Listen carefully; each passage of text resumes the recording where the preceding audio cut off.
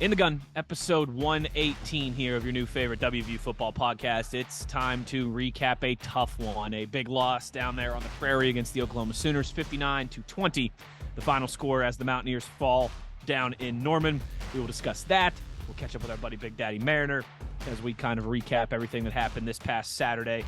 As always, I'm Wesley Euler, best teammates in the business. I've got the signal caller, Jed Drenning, and the runaway beer truck, Big Owen Schmidt. In this episode of ITG, brought to you in part by our friends at Bet Online, where the game starts. Before we get into some of the things from the Mountaineer game, of course, a headline is always to get us started. And gentlemen, we are, in the second week of November here, which means this is when some heads start to roll, if you will, in terms of some people losing some jobs, some head coaches, some coordinators. Penn State parting ways with their offensive coordinator after that abysmal performance against Michigan. Zach Arnett is out at Mississippi State. And yes, I know if you're a WVU fan, you've heard this one discussed already, but Clarksburg's own Jimbo Fisher is out at Texas A&M as well, which was odd timing to me because they just had a big victory. They just went and won by 30 points, and then they fired the head coach afterwards. I don't know, maybe wait till a different time to fire the head coach than after a big, 4-touchdown win. But here we go, Jed. We got some coaching carousel getting going, heating up, kind of as it always does this time of year.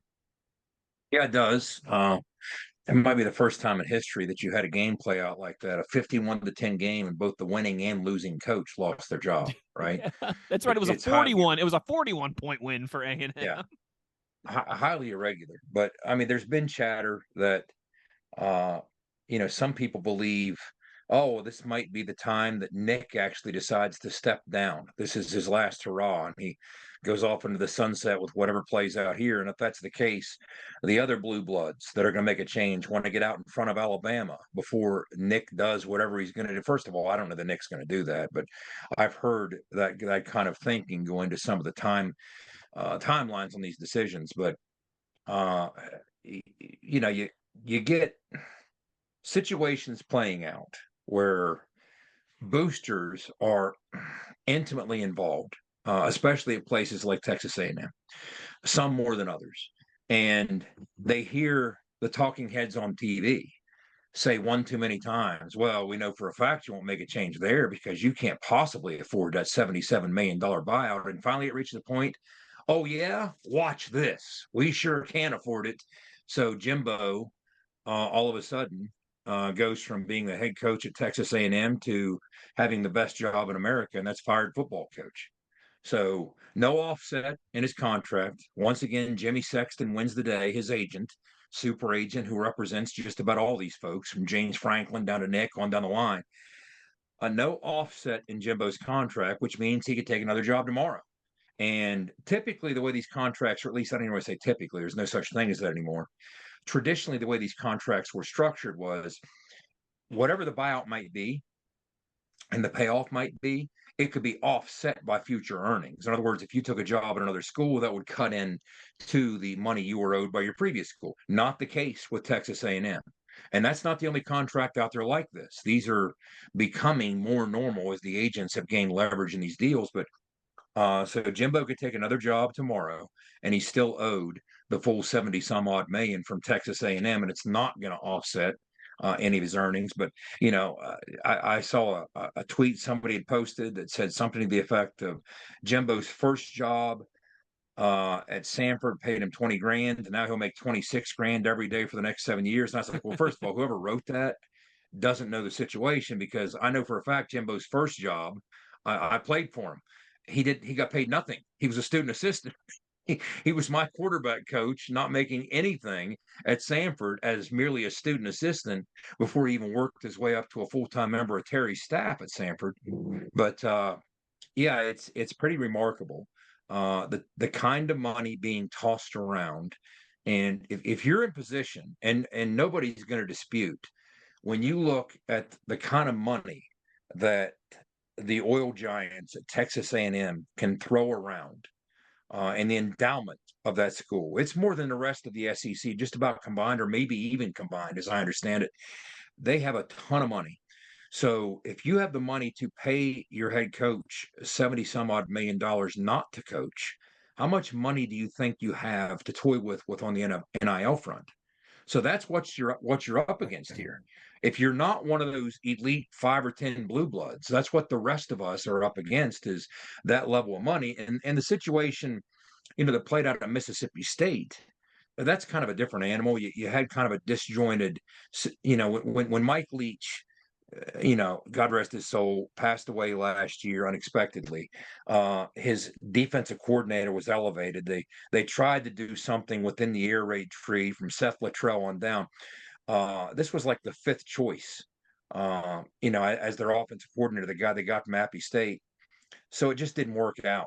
And he was kind of put in a tough situation. But on both ends of a 51-10 game, Mississippi State's lost to Texas A&M. Both coaches are jettisoned after the game. And it's getting to that time of year where they're trying to jockey for position. These people in these positions of power, Owen, they know things that we don't know in terms of what's going to happen elsewhere. So when they do something, it's their best educated guess as to what they have to do to jump out ahead of the posse or ahead of the pack.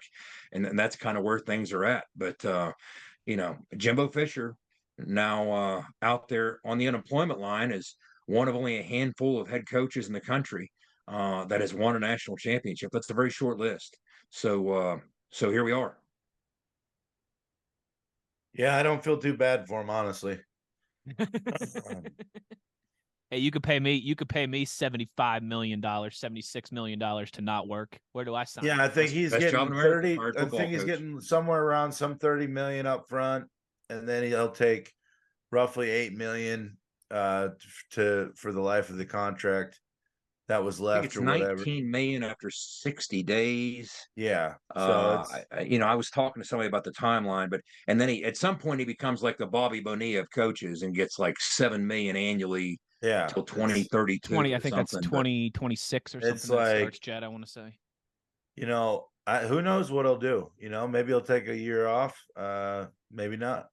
I can't imagine rushing back. I can't imagine rushing back to work if I'm him right now. It's like, I'm not saying he's gone, not gone forever, but rushing Yeah. back to work right now. And his is Well, I'll say this. I think Jimbo would be a guy who would fit well.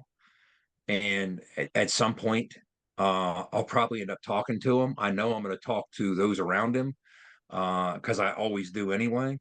But I think he'd be terrific in a TV role to catch his breath, get his feet back under him, remove the ridiculously intense pressure involved. I mean, you're talking mafia money. I mean, some of the stories, guys, I could tell you from an SEC job even 25 years ago, when they were trying to oust somebody, this particular somebody that I know that had an SEC job, every day when they reported to work to come to their office, they had to have a crew sweep their office for electronic surveillance devices. They had to debug their office. This is 25 years ago, and a fraction of the money that we're talking about with Jimbo at A&M.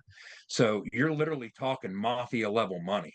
So people do desperate, crazy, intensely insane things when that kind of money's on the table. So part of me, as a lifelong friend of Jimbo's, I'm kind of happy to see him put this behind him and move on to whatever comes next. But like I said, I think he should decompress, maybe jump into a TV spot. He might like it more than he thinks. So I think he'd be a natural for it, and then kind of recalibrate and see what he wants to do. I mean, look at Gus Malzahn. Gus did this. The biggest buyout previous to this, and it paled by comparison, was Gus at what was it, Wes? 20 million, 21 million. I think it was 20 something, yeah. Yeah, 20 some odd million at Auburn. Now, Auburn's still paying Gus, and Gus is, everybody around Gus, whether it's Herb or anybody else, tells you how happy Gus is at UCF.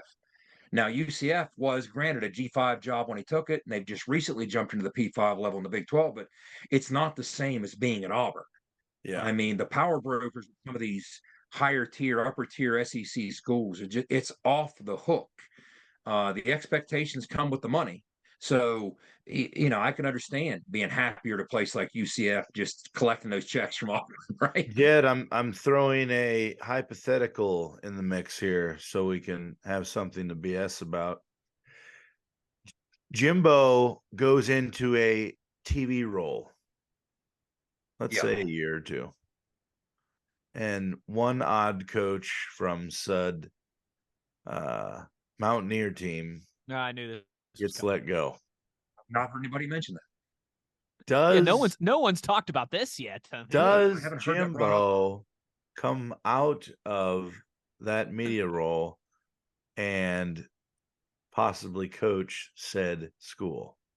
I can't speak for Jimbo, but I'm not ruling anything out. I mean, Jimbo's a West Virginia guy. Yeah, sure, but it's I mean, and first of all, let's hope we never confront a situation like that. That means good things came our way. But Jimbo, I can almost assure you, is going to coach again. He's too fiercely competitive not to. As much as I'd like to say, hey, collect this money, enjoy your life, jump into the media, I think you'll like it more than you might think you'd like it. You'd be a natural for it. You'd settle right in, and the next thing you know, you're not out there recruiting like a dog in the off season. But I mean, I'm not going to rule any job, including West Virginia, out. I mean, I'm not. It's like I'll put it to you like this: he's a Harrison County guy. His brother runs 3 farms in Harrison County. Yeah, it's you can't rule any of these scenarios out. You really can't. The only thing that I would rule out is if somebody says no way Jimbo's ever coaching again. I just can't bring myself to believe that, even if that's something I would perfectly understand if I was him, but he's just such a you don't get to this station in life being one of these guys, winning one of these titles that without being so competitive. It's not about the money. I mean, you have to. I could walk you through Jimbo's career, and it took so long for him to earn any kind of money before things broke for Terry and they took the Auburn job in '93. He basically coached for free for the better part of 5 years. So you don't get into it for the money, but I do think at some point he will. But yeah, you're not going to rule anything out. You're not going to do that. I mean, he's even said publicly that West Virginia is home. Of course it is. He's a Harrison County guy. He's a Glen Elk guy, or it's Glen Falls. And when you come from Harrison County and have farms like that, he's home all the time. So like I said, don't rule anything out, West Virginia or otherwise. I do think at some point he's going to coach somewhere, much like Gus did. I mean, Gus could have done the same thing and just retreated into the offing and had enough money to live happily ever after. That's not what these guys do. That's not what they do. So I'll be interested to see what his next move is. I mean, I'm completely with you, Jed. Whether his buyout was 70 something million or 7 million, those coaches don't reach that level of success in their business without being wired differently than the rest of us. They're extreme competitors. And I mean, he is 58, right? So he's not 38 or he's not 45, but he's also only 58. He's not 68 either. It'll be interesting to see what his next move is, because I don't know what A&M's thinking. I mean, listen, just having stupid money doesn't make you a blue blood. I don't care how rich you are. You're not Alabama. You're not Georgia. You're not Ohio State or Michigan. Like you're just not. You're a good program, and you've got a ton of money, and that means a lot in the NIL age, certainly. But he was 45-25 at Texas A&M. He had a winning record, 27-21 in the hardest division in college sports, the SEC West. So won a national championship since the 1930s, Wes. Yeah, I look at it again. He's 45-25 at A&M. Who am I? I don't know squat about College Station. I've never been there. I'm not, and I know again that they have stupid, dumb money, but that doesn't make you a blue blood. I think the expectations there are a little high. I mean, he won 9 games, 8 games, 9 games, 8 games, and then had the 5-7 season last year. I mean, in 2020, they were the first team out of the college football playoff, weren't they? And they finished 5th in the college football playoff, conversation. Year, really good year. Yeah. Yeah, they were 8-1 that season or whatever it was in the shortened COVID year. So he's a good coach. And obviously this will be something we keep an eye on because of the connections to West Virginia, because of comments that he's made in the past. About every 6 weeks, I find myself in Salem, and no one knows Salem well. But there's a clinic down there that I stop in, and I service those folks in that clinic, and instead of just jumping off 50 right there a couple hundred yards to pull into the clinic, I always kind of go the back way because I spent part of my formative years in Salem because I had some buddies that played at Salem when I was in high school, and I spent a lot of time down there on the weekends and watching those Salem Tigers games back when they had a program. And that's when I first met Jimbo. I mean, I kind of revered Jimbo. I was still in high school, and I'm watching Jimbo just absolutely light it up at Salem College. I mean, he was special, and I mean, he was something else. So I still find myself going the back way through town, and I still drive by Old Tiger Stadium there in Salem, and I keep thinking to myself, that's the house Jimbo built, you know. And I used to go to those mudslog games up there. But when Rich was coaching at one point, Jimbo was playing at one point. So I have a lot of history there, but yeah, you go into Clarksburg and you see the sign as you get off the Pike Street exit.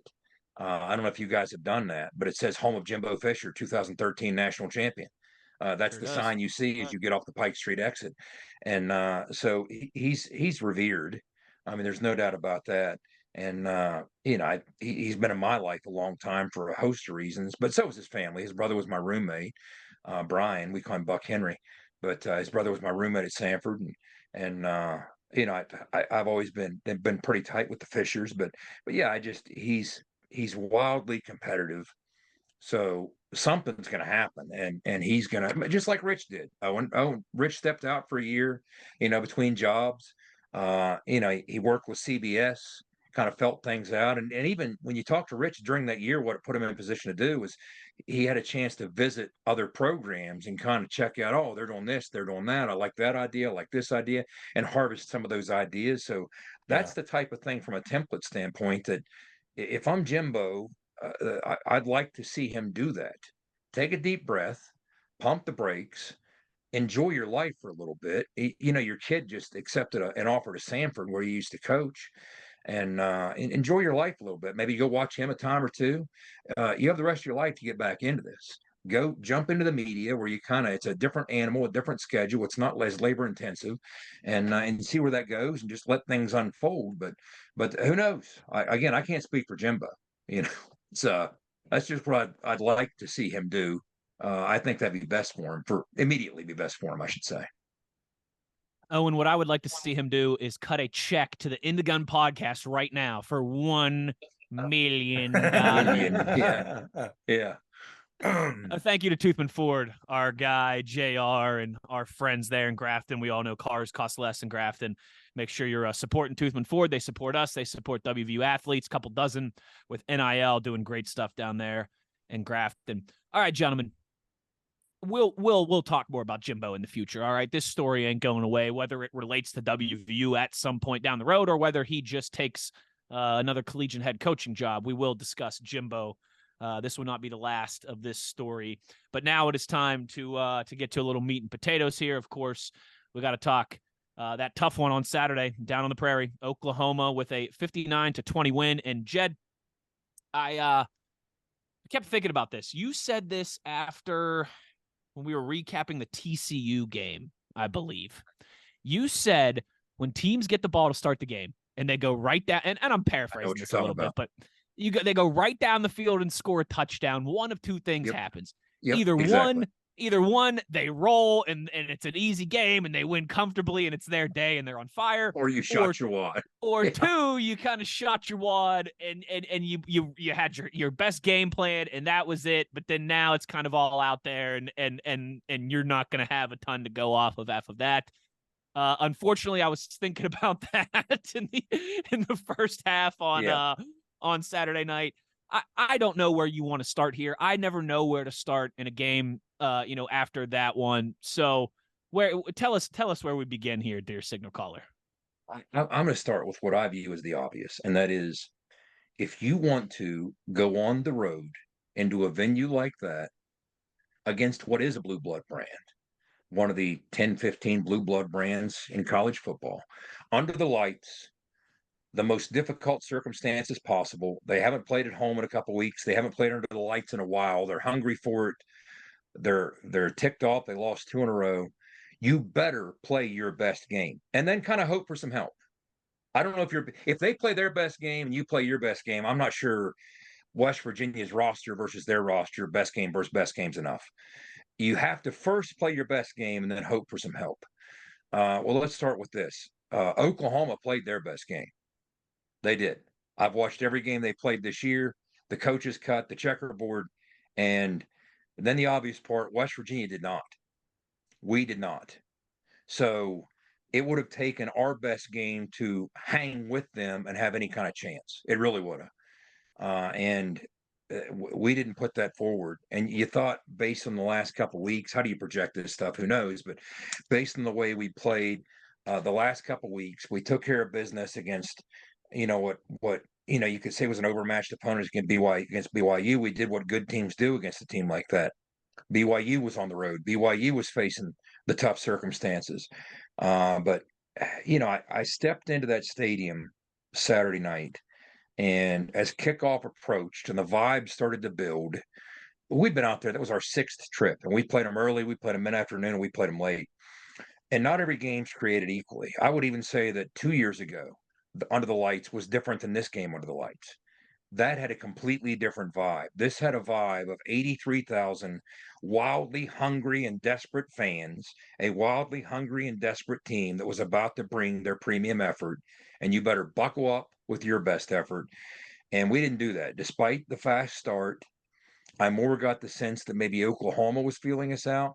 And the way they answered, it more intrigued me. We came out swinging on both sides of the ball.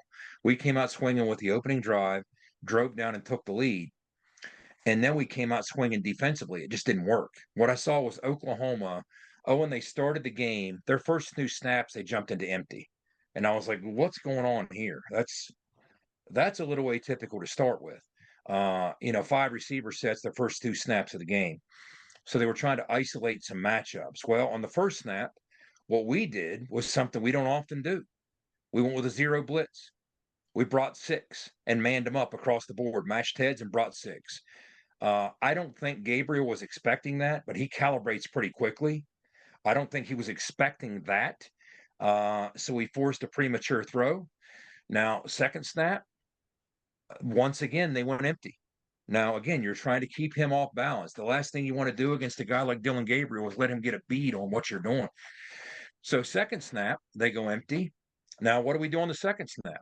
Do we come out and do the same thing on the second snap so he can get a bead on it? No, almost the exact opposite.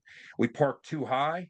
We actually matched heads on the perimeter, all 5 wides with too high. We left 4 in the box. I was almost expecting, I think they're going to check into a quarterback draw, the 5-on-4. Nope. We dropped too high, dropped 8 into coverage, rushed 3. Boom, he slices us. They come back. They go with a pro formation or a pro personnel set. We jump back into zero. It was just back and forth, back and forth, back and forth. And when you watch that first drive, we gave him multiple looks. And he just quickly adjusted, quickly calibrated, found the hole, found the matchup. There were matchups they were trying to isolate. There were matchups that they liked. And they marched down the field and they scored. And even on the second drive, after they stopped us, same type of thing. We're throwing different looks at them. I'm looking at the guys, Owen, that we were rushing. We brought 6 in the first snap, then 3, then 5. Then 5, we had a near sack. In other words, they went with 10 personnel, a true Rip and Liz look, like twins right, twins left. We brought 5, started him a little bit there. I think what we did, Owen, we had a combo coverage behind it. And basically, when I watched what Oklahoma was doing, most of their routes were more conducive to zone coverage and not match zone or match man. And we caught him a bit off source. Remember when we almost sacked him and he shook loose and rolled left and found the tight end Stogner? That's what happened there. So we almost had him on that one because we confused him just a bit, but he was slippery enough to get loose, break outside. And then even on the sack with Sean, you know what we did on that sack that Sean Martin had? We brought 3. We dropped 8 into coverage. That wasn't because we outnumbered them through a zero blitz. No, we were going back and forth with these different looks and trying to feel him out and confuse him. And the sack that we had early in the game on that second possession was a 3-man rush because he wasn't expecting 8 to drop into coverage. But eventually they calibrated, and eventually they started getting the matchups that they wanted and isolating, whether it was a combination of one of our safeties on one of their slots or one of our backers on one of their slot or tight end. And there were just different looks. They did a good job of then turning it into RPO. uh, and he read the RPO like almost impeccably and put us in conflict. And then there were times that we would try and disguise our coverage. And, we always call it a snitch in the coverage. Is there anything on the back end that a really, really high end quarterback can identify? That's why you watch the level of tape or the amount of tape that you watch. You're looking for that snitch. Who will snitch on that coverage and betray what you're trying to hide defensively and tell the truth, right? Well, sometimes we would go with a too high look and try and present to him some form of either too deep or cover four quarters. And we would roll from that post snap into a one high. And there's reasons you do that. If you show him pre-snap and he's convinced that you're in a too high look, he might not attack those seams as aggressively from an RPO standpoint. But if he knows you're in one high, he's going to split your safety with those seams off the RPO. So there were a couple times we tried to show that too high, and we were just a touch early rolling out of the two shell into the one high look. And guess who recognized that? I would tell you, I bet you 10 out of 12 quarterbacks in the schedule, you'd get away with that. Dylan Gabriel, you don't. If you go just a slight beat prematurely and roll out of that too high configuration that you're trying to trick him with into a one high look, boom, he finds a beat on it, RPO, up the seam he goes. And a couple of those that you saw, like one missed tackle on a 50-yard gain, that's what was happening there. I mean, again, 10 out of 12 quarterbacks on our schedule, you're going to get away with that, but not him. I mean, that guy can snitch out of coverage. He's very impressive. And he found the matchups that they wanted. They game planned us well. And when I look at what they were doing to us offensively, because that's what you want to start with when they dropped 59 on us. When I look at what they were doing offensively, that's what I would start with. And they mixed just enough in with the run game to keep us honest and aggressive with that RPO element of what they were doing.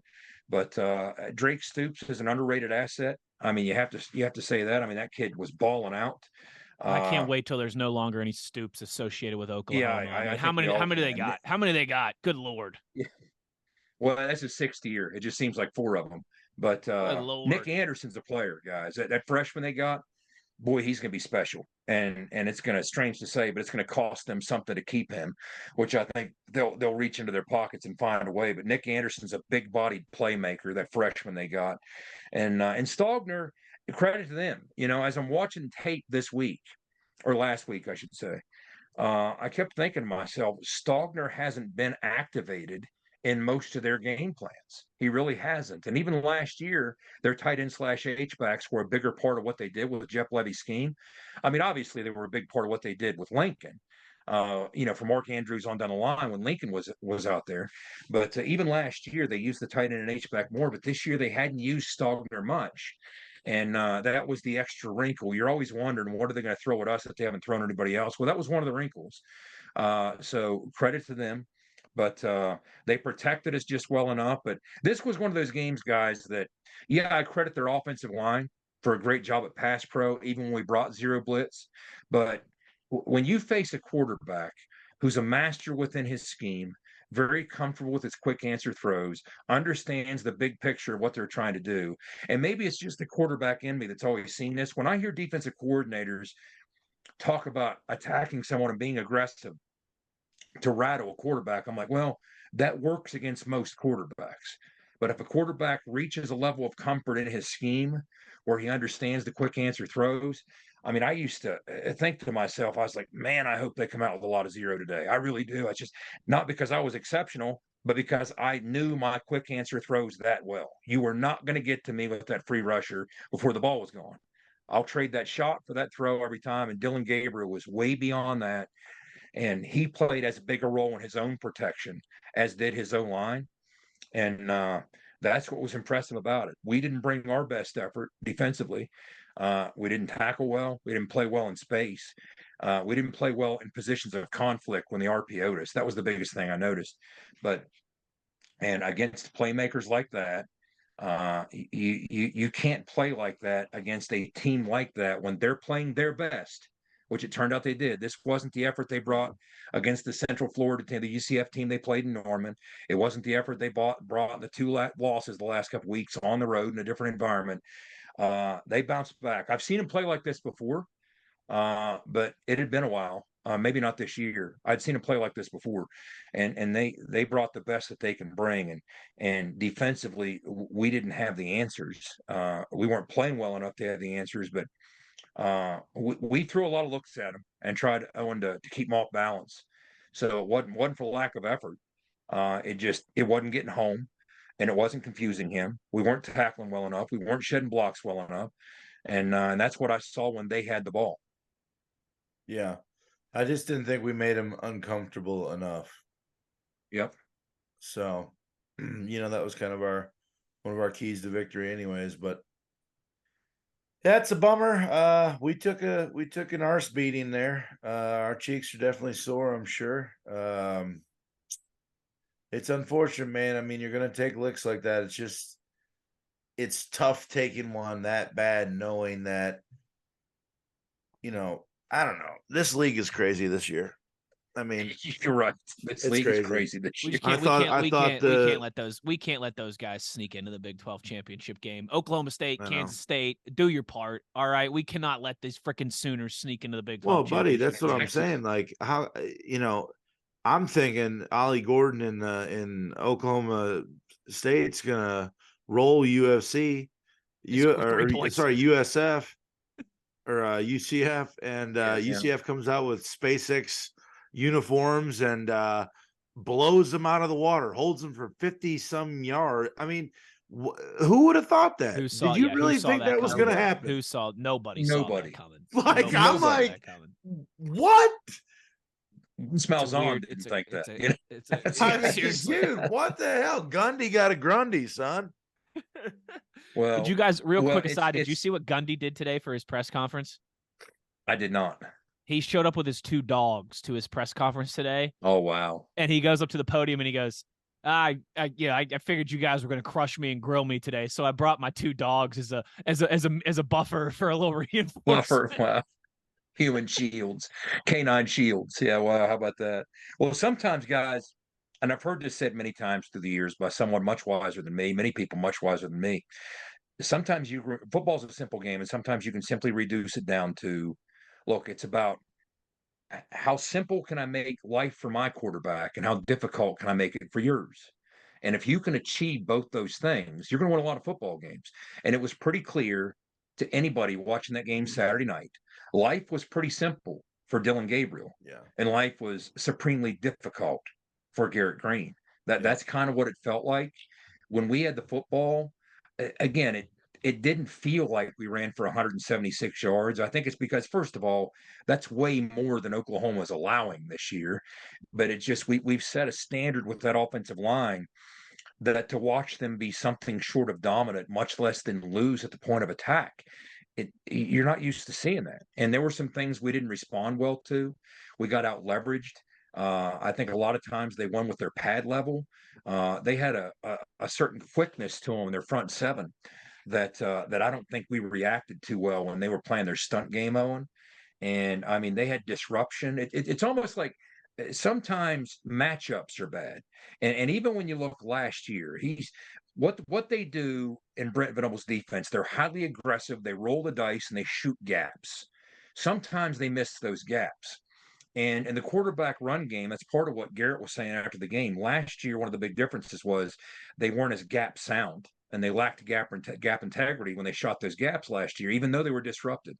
But last year, we allowed, outside of the Oklahoma game, last year, 4 TFLs per game. And even in the game when we beat them, we allowed 12. It was a bad matchup. But again, we offset that with the big plays when they weren't gap sound. This year, outside of the Oklahoma game, we're allowing about 4.5 TFLs a game. They had 8. The difference this year was, yes, they were disruptive. Yes, they were knocking us backwards, unlike anybody this year so far has. But we weren't offsetting it with those big plays, those 10, 15, 20-yard plays, because they had better gap integrity this year. That's one of the things I noticed. And some guys that I was impressed with, Kendall Dolby, a strong safety, played a heck of a game. Billy Bowman. I mean, there were some things we tried to do against him in coverage, but just as a well-rounded football player, I was impressed by him. Woody Washington really held his own. out there on the perimeter at corner. But the guy that jumped out at me, and he only had 8 tackles. It's not going to jump off the stat sheet at you, but it's just he was always around the football. Danny Stutzman. I mean, that linebacker, he's been banged up. He missed some time. That contributed to kind of their stagger in recent weeks. He was back, and we kind of wondered he was going to be a game time decision, right? Well, I was talking to Drew Fabianich on the field, and I said, "What do you think, Drew? I think you think he's going to play?" And he said, "Jed, he has 3 braces on. He's playing. You don't put 3 braces on to go through pregame and not play. He has an elbow brace, a knee brace." He said he's playing. And Drew, he's been around long enough. Of course, he nailed it. And Stutzman came out and he played full speed, played lights out. I mean, he's what I think Ben Cutter can become in 3 years. That's what I think you're looking at. And Stutzman's there, and he's just the emotional leader for that defense. So they were charged up to finally get him back in the lineup. I mean, there were so many different things that was a recipe for disaster, and we had to bring a premium effort to offset the shot that Oklahoma was going to deliver, and we didn't bring that premium effort. And like I said, even the premium effort would have been tough to still be standing after what they were going to bring. But we'll never know because we didn't bring that kind of effort. We didn't bring that kind of efficiency. We were a flawed football team with a lot of holes on both sides of the football. But that's frustrating, the struggle. I mean, Garrett was out of sorts. I mean, he even admitted, he's like, look, to some extent, it looked like there were bodies everywhere. I mean, they kind of had him seeing ghosts because we talked last week how critical it was to stay out of 3rd and longs. Well, one of the reasons you got to stay out of 3rd and longs is because that's when he starts dialing up. That's when Venables starts dialing up these creative simulated pressures. So in other words, they're only bringing 4, but it seems like they're bringing 6. Because they convinced the O-line, this guy's coming, and next thing you know, they don't. They bail and the wrong 4 come, and you're outnumbered and out-leveraged to one side, and you're wasting half your assets on the other side, and he's under pressure, and that's the scramble, and he's looking to throw into a 7-man coverage when it feels like there's 6 guys blitzing, and that's not the case. So when you fall behind the sticks, we said it all week, guys, if they win the TFL battle, that's what they do. They get you into 3rd and 7 or longer 57% of the time. That's why those TFLs matter. They led the conference in TFLs. They were among the national leaders in TFLs. That's why we had to win that battle, and we didn't. We got knocked off schedule. We got knocked off script. The next thing you know, we're not stopping them, and they keep separating more and more and more. It's 17-7, and we have to go for a 4th and 2 in our own territory because it already felt like that type of game in the second quarter. We don't get it. Now it's 24-7. Now all of a sudden, as Neil talked about, now we have to throw it more than we intended on throwing it. Now we're kind of out of sorts offensively. So all those things kind of contributed just to a nightmare of a night. And I mean, I didn't understand even toward the end, but hey, more power to him. It reminded me of the DB2, scoring with 6 seconds left, up 31-15. I was saying, why are you with your starting quarterback up 32 points in the 4th quarter with 6 minutes to go? Why are you running him? What are you doing? Are you that? And part of me thought, look, Jeff Levy's, and in my estimation, it's not fair. He's doing a great job out there. Even last week, going into the game, they had the number 1 offense in the Big 12 from a scoring standpoint, yardage standpoint, but the fans were still giving him the business, the offensive coordinator out there. So I almost got the sense, like, are you so desperate to have Dylan Gabriel set a school record by accounting for 8 touchdowns that was 6 minutes to go in a game that has long since been decided? You're going to run him and subject him to vicious shots going down the field just so you can get that record and shut everybody up about this? Hey, Lincoln Riley never did this. 8 touchdowns by 1. Really? I can't come up with another reason. I mean, I even had somebody in the post-game presser. I was talking to one of their beat reporters when I brought that up. He's like, well, they wanted to redshirt Jackson Arnold. I'm like, look, did I say I have a problem playing Dylan Gabriel? Or did I say I have a problem running him and subjecting him to shots with 6 minutes left, which they regularly would do? That just, to me, that wasn't smart on their part. I mean, more power to him. Score 8, 9 touchdowns. It's our job to stop him. But if I'm Oklahoma, he's on the sidelines getting ready for next week because they're still in the thick of trying to get to Jerry World and win this league. But I think he's going to be an instrumental part in that. But I could not have been more impressed than I was by what Dylan Gabriel did. Yeah, he was pretty good. We said our best guys had to play their best. They didn't. That number 8 Unity really made some plays out there. He was throwing it to 12 Unity. He was handing it off to Unity. He was not thumbs up, you stupid Zoom. Thumbs down. All right. Yeah, and Jed, you mentioned some of the, like, I wrote all this down. Would it have mattered? Would it have mattered? I don't know, right? But you score the touchdown on your opening drive. Great. Can't have a better start than that. Oklahoma comes back, and you've got a big opportunity early, right, on a 3rd and goal to hold them, and they end up kicking a field goal, or maybe they end up going for it on 4th. Who knows? But that was a big moment. Dylan Gabriel scores the rushing touchdown. Oklahoma gets the ball back. They're driving down the field. 3rd and 11 in the red zone.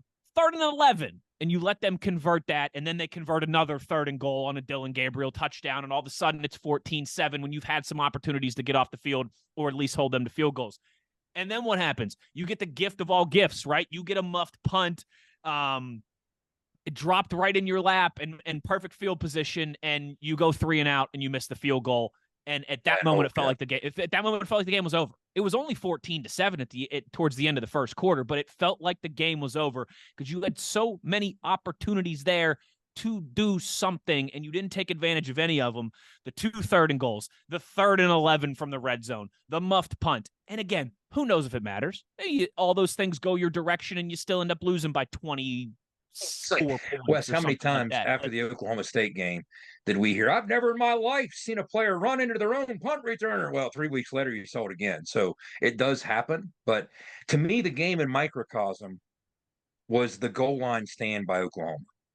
That was the game in microcosm. In other words, we weren't able to do that on the other. That's right. If our offensive line, being the offensive line that it has been all year, can't move bodies to get that final yard, whether Garrett got in on 1st down or not. We had 3 more cracks from the 1. And we couldn't move their bodies to just out-leverage. They out-leveraged us. So when they got better pad level, they shot the gaps. They penetrated. They disrupted. I mean, when we ran that shovel pass, Neil said it was a bad call. But I'm telling you what, I was standing on the goal line. I mean, he said it was a bad call on his part. He said, I wish I'd have called something different. Well, let me tell you, we had the jet sweep action. When I saw Garrett flip that thing, I thought for a fleet second, oh, man, CJ's going to walk in. And then, boom, here's his penetration. It's just because Tony was asking me as they reviewed it, because I'm literally on the goal line. He said, Jed, how did it look to you? We got a shot here? I was like, there is no way in the world that ball was even close to the goal line. Not even close. They just had too much penetration. So the whole night was represented to me in that one sequence. That was the night in microcosm that they could do that against our offensive line. Nobody's done that. Penn State didn't do that. So that kind of spoke to what played out for the balance of 60 minutes. I think that about sums it up. All right, gentlemen, what do you say here? We get to a break. We'll bring in Big Daddy to close this thing down on the other side. We'll get his thoughts, observations, quirks from the sideline when we come back here on the other side. Wesley Euler, Jed Drenning, Owen Schmidt, you are in the gun. Nobody supports the blue and gold Mountaineers like Toothman Ford. With over 20 NIL deals and counting, Toothman Ford continues to rally behind our student athletes. And it's time we rally and support the dealer that supports the Mountaineers. Not only does Toothman Ford offer the best prices in the state on pre-owned, their never over MSRP campaign on new Fords guaranteed to save you thousands. Drive with pride all season long, knowing you're supporting the dealer that fuels our Mountaineers. Toothman Ford, where cars cost less. In Grafton and at toothmanford.com. For more West Virginia Mountaineer football content, be sure to follow us on Twitter at In The Gun Podcast. For nearly 20 years, Fortis has been the nation's leader in providing guaranteed roof performance programs for commercial buildings. Fortis offers roof performance solutions that feature extensive initial and ongoing reconditioning for commercial buildings as an alternative to traditional replacement, with long-term performance guarantees that are backed by global leader Lloyd's of London. Fortis offers a comprehensive range of roof performance management programs that provide financial security, extend the life of our customers' roofs, and make a significant impact on ROI. Fortis is currently improving performance and increasing ROI for customers at more than 4,800 locations, with more than 140 million square feet protected, including many Fortune 500 companies that have turned to Fortis to save money, gain financial certainty, and extend the life of their existing roofs. Fortis has helped customers save more than $520 million in capital roof replacement costs for an average ROI of over 250%. To learn more, visit fortis.us.com. Fortis, roof performance and financial certainty guaranteed. Let's go, Mountaineer fans. You're tuned in to In the Gun with Wes, the Runaway Beer Truck, and the Signal Caller. Back in the gun here. It is time to wrap up this Oklahoma recap, and the best way to do so is with our handsome, tubby man of gold, our friend, your friend, the mayor of Morgantown, Mr. Big Daddy Sean Mariner. Now, Sean, let's just cut and dry here. Okay, I am counting on you to just tell us something funny, a story, an anecdote, something that happened. Can you make me laugh, funny guy? All right, because it's been a depressing episode here. Two. Surprisingly, I'll go right to food. I know none of you would have guessed that. 2 words: Torchy's Tacos. There's one across the street from the hotel. When I tell you that in my email, I'm like, this is where I'm going for breakfast. I'm getting my breakfast tacos. I go over there. There's already 7 Mountaineers there. The state troopers came in after us. 8 more people came in after them. And then I took a phone call from Tony Caridi when he and his gang went over there to tell them. Charged. Like, I was part of that gang. Torchy's is awesome. I'm telling you, Norman, where we stay, the amount of food and everything right around is heaven on earth. Like, I'm going to miss going to Oklahoma just for the hotel and the location alone. That area has boomed, hasn't it, Big Daddy? And it's one of those weird things, Jed, where it's like we get to watch it grow. Like we were the only hotel. Yeah. There was one place across the street when we started going there in like 2013. And now 10 years later, it's a metropolis. And I feel like a proud parent every time we're around. We were sitting there eating because they got that West Virginia money, Nothing's more Norman than sitting there eating at Torchy's Tacos and hear the tornado siren, blare over top of everything at high noon, right? Yep. How could you? And it was just because it was noon. How could you hear the tornado siren over Boomer Sooner? Hadn't started yet. That's a low, slow arriving crowd, so it was still early in the day. See, look what you did. Look what you did, you little jerk. Down behind me. Look what you did, you little jerk. Where were you Friday night, Big Daddy? It's a nice Home Alone drop by. Friday night was Saltgrass Steakhouse. It's just a chain, but it's a Texas chain, and it's akin to a Longhorn. And I had me a good time. I saw our dear buddy Angelica Trinone, dear Jelly. Yep. She posted Jed, I should have taken a screenshot of it because it's one of those Instagram stories that's only there for 24 hours and then it's gone. Yeah. She posted a picture, her and Big Daddy at dinner, of Sean with his plate and everything in front of him. And our guy Sean just looked like the happiest man in the world in that moment. You should screen grab that. Please, this punch. Creole 8-ounce top sirloin with some fried crawfish tails, a little lemon, butter, and green onion. Get out of here. Yeah, we did Van's Pig Stand Friday night. Like a darn king over there. Your fat buddy knows how to make it happen on the road. You've been to Van's, Big Daddy? Never been, just because if I am in Oklahoma and or Oklahoma City, I'm going to Joe's. And well, there's a couple places in downtown OKC that were good that we would go to for barbecue. Everybody's always talked about Van's, but I heard it might not have been the best that evening. The brisket, everybody was saying the brisket was kind of by the standards we're used to in the Southwest on these trips, but it wasn't up to par. But I thought the pork barbecue was good. I thought the chicken strips were like the grilled chicken strip. But anyway, we had a nice little feast. At least we got something out of the trip Friday night. But Big Daddy, what I wanted to tell these guys about, you and I on the sidelines talking after the extravaganza that was the field entrance, right? Yes. So you got to stand there in the whole. Now, first of all, it's changed, and I've talked about this before. In the 10 years or so we've been going out there, they used to put you in this holding cage outside in the tunnel outside your locker room, and you'd be held there waiting to come onto the field surrounded by Sooner fans over top. Well, now it's more of an NFL field. You come down a corridor, a giant opening into the stadium in the corner of the end zone, and they hold you there. But now you get to watch the Sooner entrance video and the light show and the noise and just all the extravaganza of that. And I told Big Daddy on the sidelines, we thought this was a good sign, not a bad sign, right?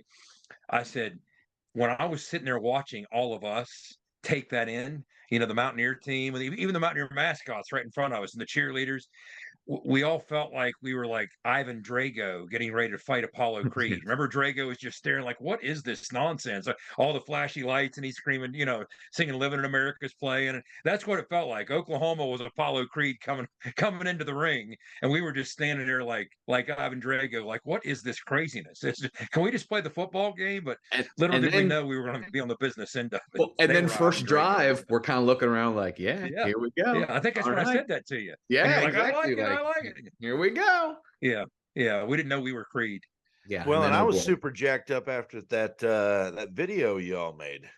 Well, there's a reason, Owen, and you say y'all. That was Andrew, and that was because they got the only Owen to voice it over. First of all, I wouldn't know. How did Owen? I mean, how did you not? You kept that one in your front pocket there. I mean, you weren't spilling any beans. You weren't putting any teasers out there. You just quietly going about your business, Big O. That's kind of how it was. They asked me, and then I didn't forget. I didn't get to it. You always got to love it. I swear I didn't forget, guys. I didn't forget. Just, on my list of on my busy week, that narrating the WVU hype video was just it slipped my mind down there. And he's like with us, Friday night. The guy that made that video. No, Andrew makes it. With us at Andrew Friday makes night. the hype video. Oh, so Andrew made it. What did Ross have to do with it? He called me Monday, or he popped his head in Monday when last Monday we were over at the presser, and he goes, "Hey, putting the video together," and I'm thinking like Oklahoma Fiesta Bowl. Do you think Owen would do it? And I was like, dude, we used Owen a couple years ago for video. It was great. He's really good at it. And he asked me a couple more times during the week. And then when we got on the plane Friday, he goes, I got really worried. We used Blaine too. I was like, well, that's obviously good. The Stu speech and his son, that'll be incredible. And he goes, yeah. Well, Owen didn't get it back to me until a little later. So I was nervous. And then I opened it and listened to it. And I was like, oh my God. I was like, yeah, the guy knows how to do this. Like, it'll be okay. It was good. It was when good. They said, go ahead, Owen. No, you're good. I was going to say, they said they intended to use you. This is what they told me at dinner Friday night. They said, look, one way or the other, it was either going to be Cincinnati as an old Big East foe or Oklahoma, but you were going to be used. You were on the itinerary at some point in the coming weeks. On the itinerary. What I love too. Unfortunately, Wes, our magic didn't work, dude. It didn't translate to Norman. This is what I love, though. We weren't at that game, so the record still rolls. True. Right? I didn't narrate the video with you. Go back and listen again. Owen's been chatting with us this whole time. Go back and listen again. And Owen goes into his deep. He goes awesome. Jeff Bridges in Hell or High Water. We're gonna go deep. We're gonna go weren't you dude, I was just thinking, man, I wonder what this video is going to be like, dude. I got to get fucking hell. You know what it reminded me of? The Jeff Bridges and Hell or High Water is a great shout by you too. Fantastic movie for those who haven't seen it, by the way.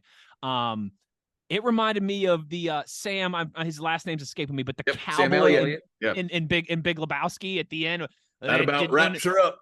Doesn't that just make you feel better that there's a dude out there who? I hated to see Donnie go. But I do have it on good authority. There's a new little Lebowski on the way. I had a No Country for Old Men vibe. Oh, big time. Big time. Yep. No, that was fantastic. That was well done. It was tough too because I didn't do it on my mic. I just did it on literally a iPhone headphone jack deal. So it was really distorting when I tried to kind of get gritty with the voice. So I was like, listen back because I did it about 3 times and I was like, I got to switch it up and I kind of had to mess with where I was putting it. But the 3rd time I was like, that wasn't bad, I guess. Look at audiophile Owen over here, like turning into a tech marvel, editing just everying. I wanted it to sound good, dude. He downloaded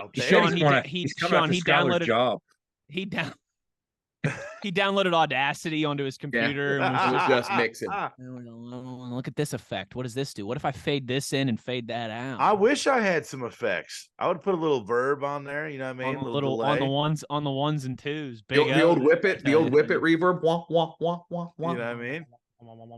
Oh, and next time do it through one of your guitars and bust out the wah pedal there. Yeah, that would be cool. Two positive stories from the sideline during the game, of which not a lot of positive happened. Jed and I were talking Beanie chasing down. That was Dylan Gabriel, right? right, Jed? Chased him down. Beanie had No, it was a two. wide receiver. He had two. He's the one that made the tackle on the 5 on the 50-yard catch. That but made he it to also had one in the 17-7. Yeah. Because what's the first thing I told you after the field goal? 100%. I said that was a 4-point tackle by Beanie. So because that dude was scoring, and Beanie flew across the field from the backside, made that tackle inside the 5. And that kind of effort, again, in a game like that, it's not lost on people paying attention. That saved us 4 points. They're in the 60s if Beanie doesn't make that tackle, right? So Beanie makes a tackle. They hold him to a field goal. Sean Martin's coming off, and I'm just I've got my camera up, seeing if I can find anything. Sean Martin starts to come off, stops, turns around, and goes over to Garrett, who's warming up on the sidelines, and just talked with him, dapped him up, hugged him. And I'm like, okay, like, legitimately, you see the leaders, like they care about each other. I told you the story before, like Frazier came off and asked me a couple games ago, is Sean okay? Like, they care about each other. Yeah. Third quarter, Oklahoma scores, right? So we're playing catch up once again. The entire offensive line is coming over. I'm standing where they're going to take the field once the kickoff's done. And all of them, all 10 of them, are just talking to each other like, okay, here we go. Business as usual, like pumping each other up. Jaquay, he's a talker, and Quay's trying to get everybody going and motivated.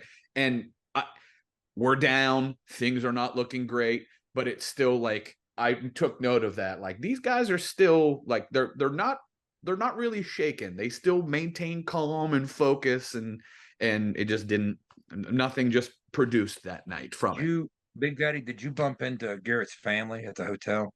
No, I didn't get to see them there. There Friday night. Yeah, I got to hang out with him for a few minutes with Garrett, but but his parents were there, his brother was there, so it was cool to see them come into.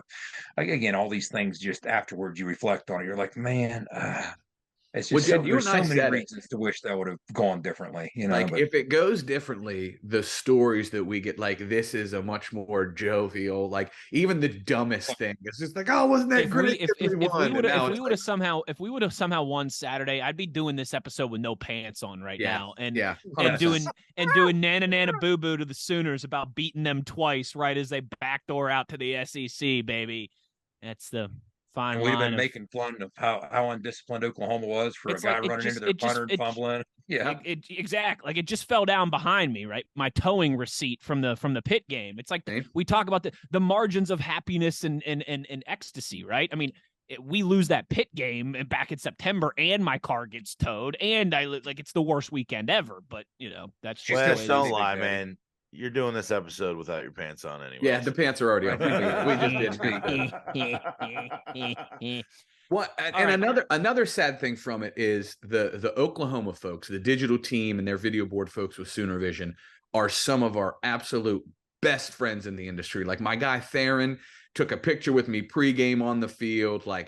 And I'm bummed, and he's their basketball guy, and Oklahoma's not coming to Morgantown this year. So that's the last time I'm going to get to see him until our conferences in the summer. So where we used to see each other at least once or twice a year, now it's like, I'm not going to get to see Max and Jacob and Theron and those guys like I did. So that was kind of sad, but they, losing is far, far sadder than like, okay, I'll text you guys later. I'm going to go cry in the locker room a little bit. So were you in the media room, Big Daddy, when that beat reporter was trying to defend Dylan Gabriel running the ball? Well, we won the redshirt Jackson Arnold. I'm like, what does that have to do with running Dylan Gabriel? We see Jed a little energetic here, and he can get on a soapbox just a touch.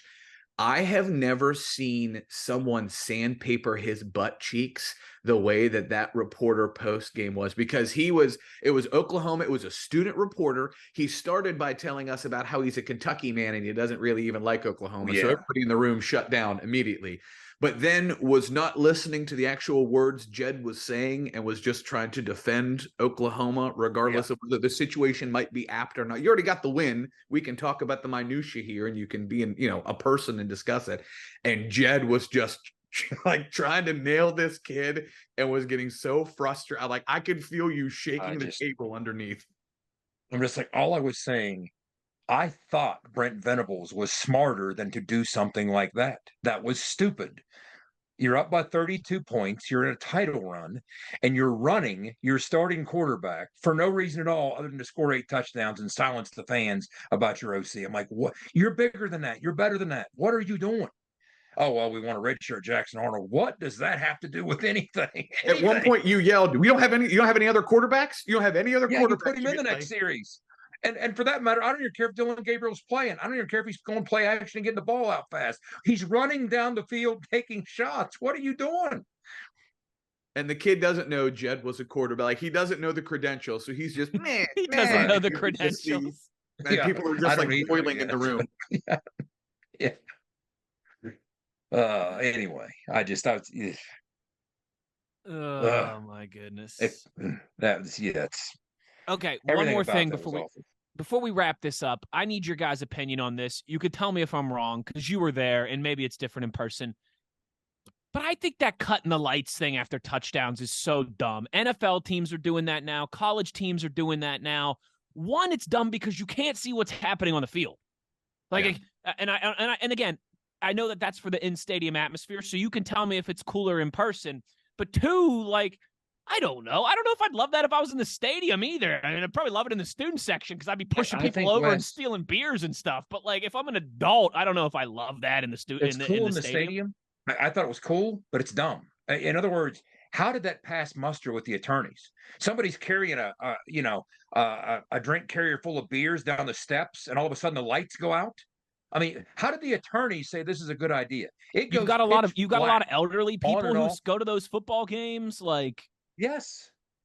Again, I'm sure if I was in the student section, I would have loved it because I'd have been slapping on my buddies' asses and been like, "Who was that? Who just grabbed your ass? Who was that?" That fight was in the dark. It was in the dark. Yeah, that too. Like, it is cool. It is anything. It's cool. It is cool. And they did a fourth quarter, like heading into the fourth quarter, did a light show.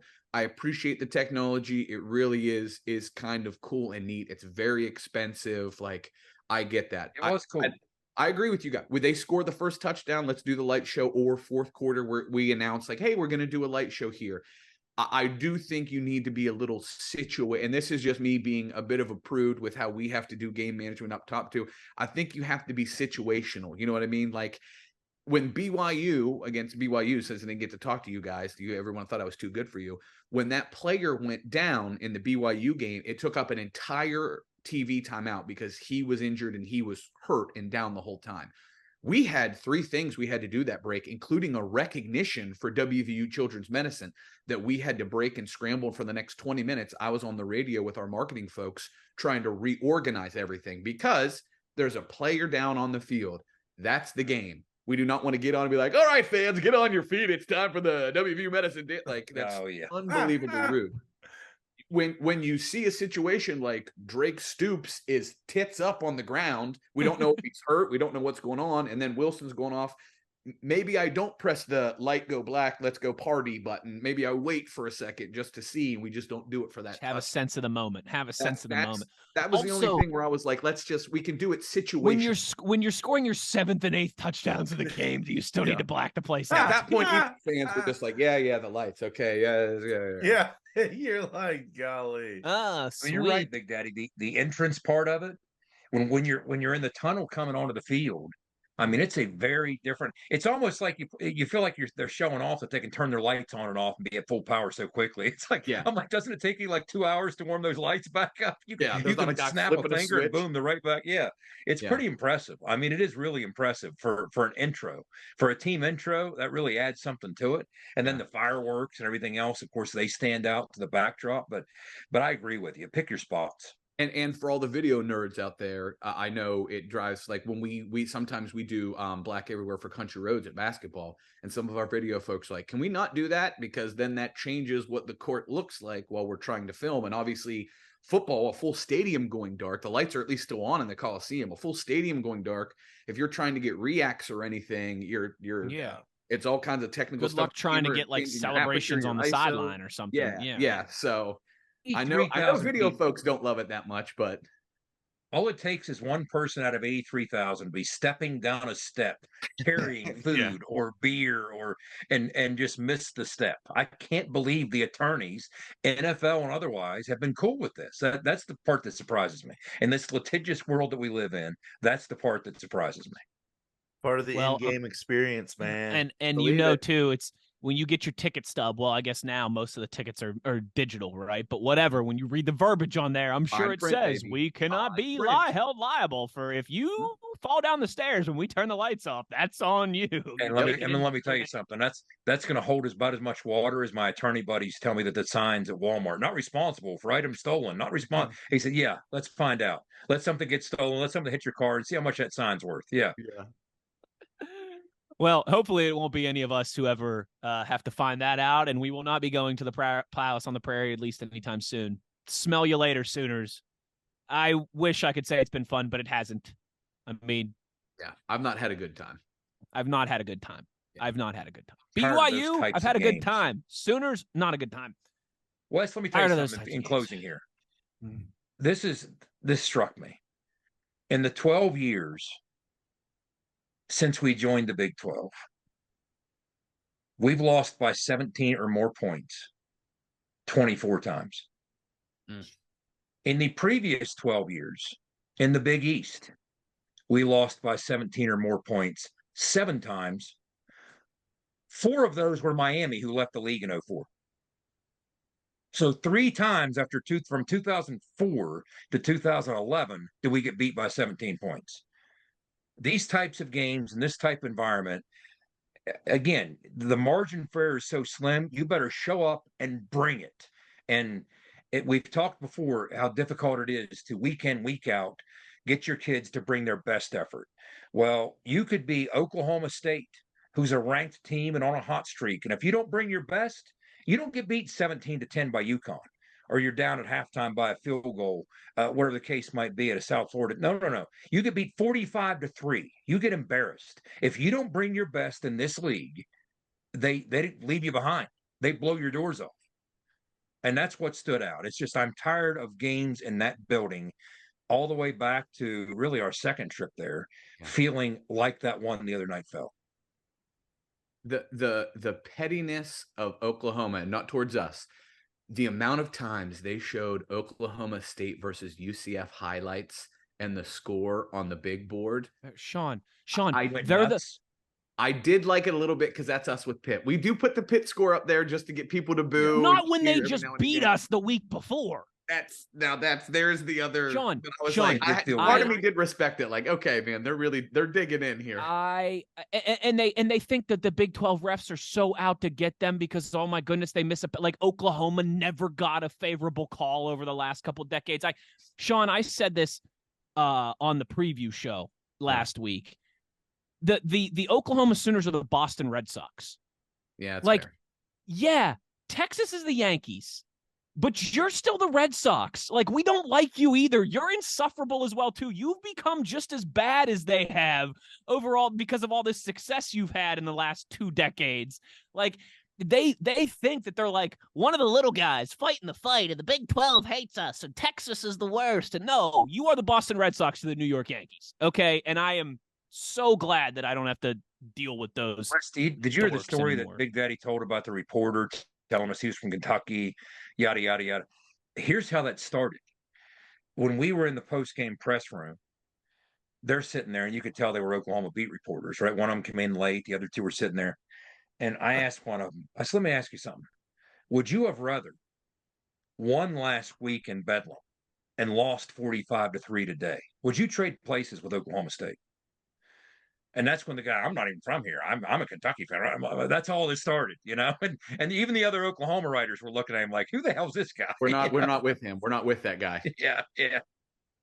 Well, they would probably said no because we don't care about Oklahoma State, even though we played their highlights 57 times on the Jumbotron and, won't shut up about how much we got robbed in that game on one pass interference call that wasn't thrown at the very end of the game. Like the previous 58 minutes didn't matter or anything like that. And I don't know, I still don't have nightmares about TJ Simmons and excessive blocking in 2018. And we've seen that called so many times since then, haven't we? I digress. Wes, kind of like how that was actually a backward lateral, not a forward pass against Green Bay on Sunday. You are 100% correct. You are 100% correct. It's fine. I'm fine. Packers probably win if the right call's made there. I don't know about that, but oh boy. But you know what you're not going to do, Sean? You're not going to sit on Twitter for an entire week and bitch, moan, and complain about it, are you? No, I'm an old man. Daddy? You're a victim of Sideline Canada. You better believe it.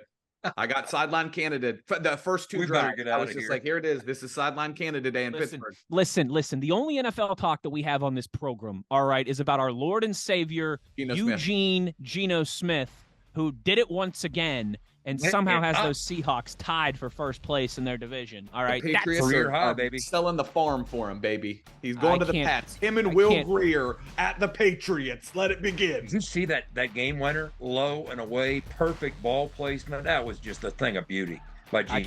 I can't wait to buy one of those Geno Smith Seahawks throwback jerseys when I'm out in Seattle in about 6 weeks. I just can't wait for it. All right. This has been fun, not really. I mean, it has with you, Sean, because it always is. But yeah, tough couple days. Tough couple days. The good news is we roll along. We'll have your Week 12 pick'em tomorrow. We will have the Cincinnati preview on Thursday, and of course Phil Steele on Friday. So we'll roll along together. A lot in front of you still. Go win these last 2 games. Finish 8-4. And maybe this one won't sting nearly as much. Don't let this type of game beat you 2 weeks in a row. That's the mantra going forward. The one thing we ask of you, as always, as we get out of here, is to be in here and telling you about your new favorite WVU football podcast. Big thanks to Big Daddy. Big thanks to Skylar for putting this all together. And for Jed Drenning and Owen Schmidt, I am Wesley Euler. Thanks for listening. We'll talk to you again soon. You've been In the Gun.